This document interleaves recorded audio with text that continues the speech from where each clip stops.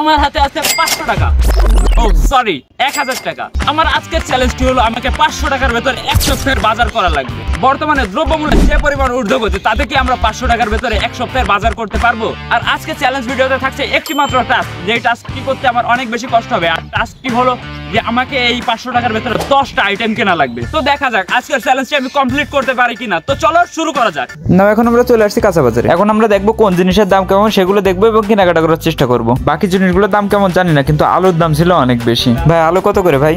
70 টাকা, 10 টাকা কমছে তাহলে। তো আলু এখন 70 টাকা করে, কিছুদিন আগেও আলুর দাম ছিল 80 টাকা করে কেজি। এখন যদি আলুর দামই 80 টাকা 100 টাকা কেজি হয়ে যায়, তাহলে মানুষ আলু খাবে কি করে? আর এইটাই একমাত্র এমন তরকারি যা সব তরকারির সাথে দেওয়া যায়। এখন যখন দাম বেড়ে গেছে তখন মানুষের হাফ কেজি আলু কিনে নিয়ে যেতে হচ্ছে। বর্তমান বাজারে কিছু কিনা ধরা ছোঁয়ার বাইরে সবকিছু অনেক অনেক দাম বেশি সব জিনিস।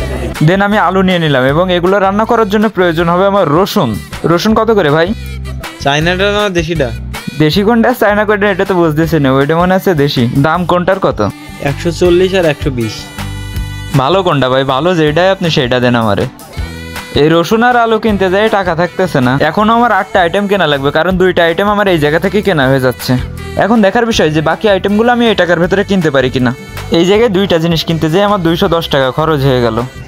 ভাই আমি 2টা জিনিস কিনতে যাই আমার হাতে 210 টাকা খরচ হয়ে গেছে। এখন আছে আমার হাতে আর মাত্র 290 টাকা। এখন আমার দেখতে হয়েছে এই 290 টাকার ভিতরে বাকি 8টা আইটেম কিনতে পারি কিনা।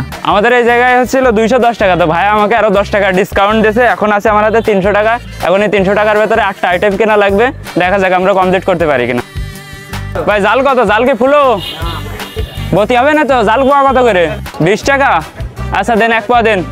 ঝালের দাম কমেছে, যে ঝালের পোয়া ছিল কিছুদিন আগে 150 টাকা করে, সেটা এখন 20 টাকা করে। মানে এখন ঝালের সাপ্লাই হলো তো এই জন্য দাম কম। এই দোকান থেকে ঝাল নেওয়ার পরে আমরা আরো সাথে 1 পোয়া উস্তে নিয়ে নিই, যেটার দাম নিছিল মাত্র 20 টাকা। মানে ভেবে আসছিলাম যে দ্রব্যের দাম অনেক বেশি হবে, আর এসে দেখে যে অনেকই কম। ভাই আমি তো ভাবছিলাম যে দাম যে পরিমাণ হুড় করে বাড়তেছিল, আমি ভাবছিলাম এখনো দাম বেশি। এখন একটু দাম এখন কম আছে, অনেকই কম আছে। তো এই জায়গায় আমাদের হচ্ছে খরচ হলো আর 40 টাকা। এখন আছে 260 টাকা, কিন্তু জিনিসের দাম যেহেতু কম আমরা হয়তো কমপ্লিট করলেও করতে পারি। ভাই পেঁয়াজ কত করে ভাই? 80 টাকা করে কেজি। দাম একটু কমেছে আগের থেকে, তাই না? যাক ভালো, তাহলে আপনি আমার 1 কেজি পেঁয়াজ দেন। কম রাখা যায় না একটু?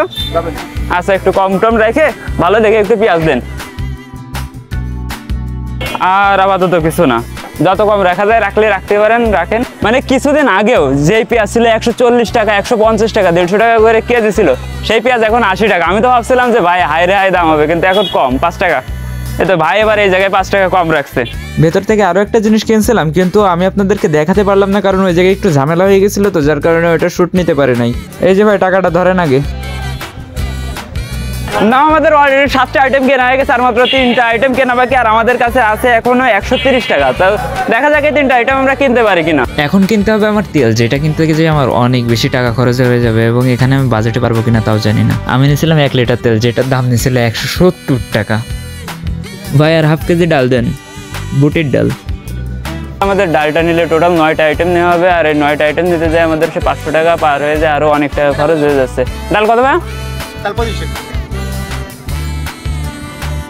আমাদের 9টা আইটেম কিন্তু খরচ হয়েছে টোটাল 575 টাকা। তো আমরা যে চ্যালেঞ্জটা দিয়েছিলাম 500 টাকার ভিতরে কমপ্লিট করার, আসলে দ্রব্যগুলোর দাম কম হলেও কিছু কিছু জিনিস যেগুলো কিছু সেগুলোর দাম এখনও একটু হাই রয়েছে, যেগুলো এখনো হাতের নাগালের ভেতরে আসেনি। তো আমরা টোটাল 500 টাকার ভেতরে না 500-র বেশিতে আমরা মাত্র 9টা আইটেম কিনতে পেরেছি। আজকের ভিডিওটি ছিল এই পর্যন্তই। যদি আপনাদের ভালো লেগে থাকে তাহলে অবশ্যই লাইক করবেন, এবং ইউটিউব থেকে দেখে থাকলে সাবস্ক্রাইব করতে ভুলবেন না। ধন্যবাদ।